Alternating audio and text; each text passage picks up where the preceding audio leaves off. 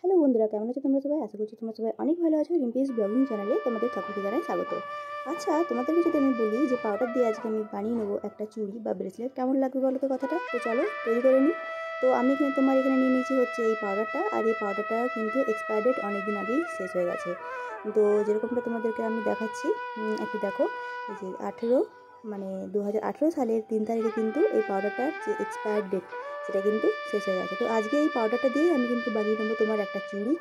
পুজো যেহেতু আসছে সেজন্য কিন্তু আমি এই পুজো উপলক্ষে চুড়িটা বানিয়ে নেবো। তো পাউডারটা আমি এখানে নিয়ে নিয়েছি, আর নিয়ে নেবো এখানে কিছুটা পরিমাণ আঠা, ফেভিকল আঠা আমি এখানে তোমার নিয়ে নিয়েছি। তোমরা চাইলে কিন্তু অন্য আঠা দিয়ে ব্যবহার করতে পারো, তো আমি বলবো ফেভিকল আঠা দিয়ে ব্যবহার করাটাই ভালো। তো এরপর আমি যেটা করব, আমি কিন্তু খুব ভালো করে মিশিয়ে একটা মণ্ড তৈরি করে নিয়েছি। আর দেখতে পাচ্ছ আমার হাতে কীরকম লেগেছে। আর আমি এখানে তোমার একটু বেবি লোশন আমি এখানে তোমার ব্যবহার করে নিয়েছি। এরপর এই মণ্ডটাকে এরকম লম্বা করে বেলে আর একটু শেপ দিয়ে আমি কিন্তু একটা চুড়ির শেপে করে এই যে মুখটাকে চিটিয়ে আমি কিন্তু এটা এখন রেখে দেবো শুকানোর জন্য। এরপর আমি যেটা করব সেটা হচ্ছে যে এই যে এরকম করে একদম সরু সরু করে বেলে একটা ফুলের মতো, মানে পদ্ম ফুলের যে কুড়ি, সেই কুড়িটা আমি কিন্তু এখানে তৈরি করে নিয়েছি। এরপর এখানে আমি একটু আঠা দিয়ে আমি কিন্তু খুব ভালো করে এটা চিটিয়ে নেবো।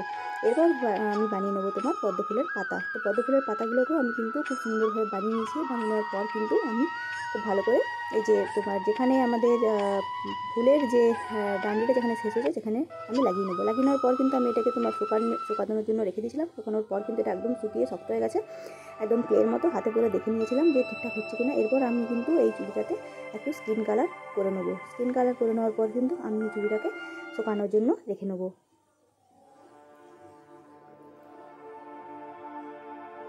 তো চুড়িটা পুরোপুরি রং করা হয়ে গেছে, শুকানো হয়ে গেছে। এরপর আমি এখানে তোমার ডিপ এবং হালকা সবুজ রং নিয়ে নিয়েছি। আর এটা দিয়ে কিন্তু আমি এই পদ্ম ফুলের যে ডান্ডাগুলো, এই ডান্ডাগুলোকে কিন্তু খুব ভালো করে রং করে নেবো। মানে যে কুড়িগুলো আমি তৈরি করেছিলাম সেই কুড়িগুলোর ডান্ডাগুলোকে আমি খুব ভালো করে রং করে নেবো। এরপর কিন্তু আমি পদ্ম ফুলের যে পাতাগুলো আছে সেই পাতাগুলোকেও আমি কিন্তু এই হালকা আর তোমার মানে ডিপ এবং লাইট সবুজ দিয়ে আমি কিন্তু খুব ভালো করে পাতাগুলোকেও রং করে নেবো। তো চলো এবার এই দুটো যখন রং হয়ে যাবে তখন আমি এটাকে শুকানোর জন্য রেখে দিই। তো দেখো খুব সুন্দরভাবে কিন্তু এটা শুকিয়ে গেছে। শুকানোর পর কিন্তু আমি যেটা করব, আমি কিন্তু পদ্ম ফুলগুলোকে পিঙ্ক কালারের করে রং করে নেবো। তো দেখতেই পাচ্ছ পদ্ম ফুলগুলোকে আমি কিন্তু এখানে পিঙ্ক কালার রং করে নিয়েছি। তোমরা চাইলে কিন্তু যে কোনো কালারের তোমরা তৈরি করতে পারো। আমার যেহেতু পছন্দের রং হচ্ছে পিঙ্ক, তাই জন্য আমি কিন্তু এখানে পিঙ্ক কালার দিয়ে এই প্রত্যেকটা পদ্ম ফুলের কুড়িকে খুব ভালো করে আমি কিন্তু রং করে নেবো।